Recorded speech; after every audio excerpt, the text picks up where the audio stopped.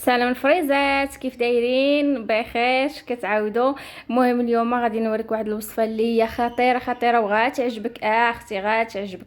ايوا زيد يلاه معايا نوريك هاد الوصفه اللي غادي ندير. هنايا غادي نديكم الجرده اللي غارسه فيها هاد لالويفيرا اللي غرسها صغيره دابا تبارك الله، راه غادي كتكبر، مازال ما تمرات، ولكن مره فاش كنحتاجها كنحيد منها غير هكا يا ضليفه بحال هكا كما كتشوفوا. صافي، وكنستعملها يا اما لوجهي يا اما لشعري. هنايا غسلتها البنات، غسلتها مزيان داك الغبره راكم عارفين. صافي، وكنحيد لها داك الشوك هانتوما.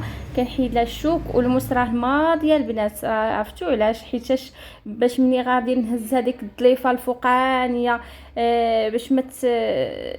باش ما نهش هذيك الحيمه اللي لداخل، حيت هي مازال ما تامراش، وقسمتها في النص. ودابا غادي نحيد داك الهبيره اللي هي اش غادي نقول لكم، راه الا ما شديتيهاش في يدك مزيان راه كتزلق. هانتوما الا كانت مازال فيها شي خضوره ولا شي حاجه خاصكم تحيدوها البنات. بحال هكا انا غادي نوريكم. حيدت هاد الهبيره هادي وشاط ليا فيها واحد شويه د الخضر وحيدته. خاصكم تحيدوها البنات، ما خاصكمش تخليوه. صافي، وهنايا كنستمر بحال هكايا، وغادي نجيب الفرشيطه وغنبقى نمعسها بحال هكا كما كتشوفوا. ولا الويفيرا هي اصلا كتطلق الماء، ما حدي كنمعسها وهي كتطلق. المهم هنايا كنديرها في وجهي كامل، كنديرها في وجهي وكنخليها في وجهي ربع ساعه حتى كيشرب ليا وجهي داك الالوفيرا كما كتشوفوا هانتوما.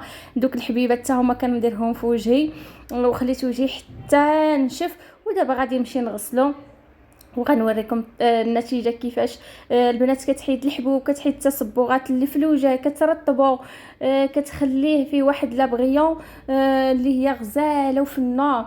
المهم كنتمنى تجربوها وردوا عليا في الكومونتير. يلا بسلامه عليكم، حتى الفيديو الجاي.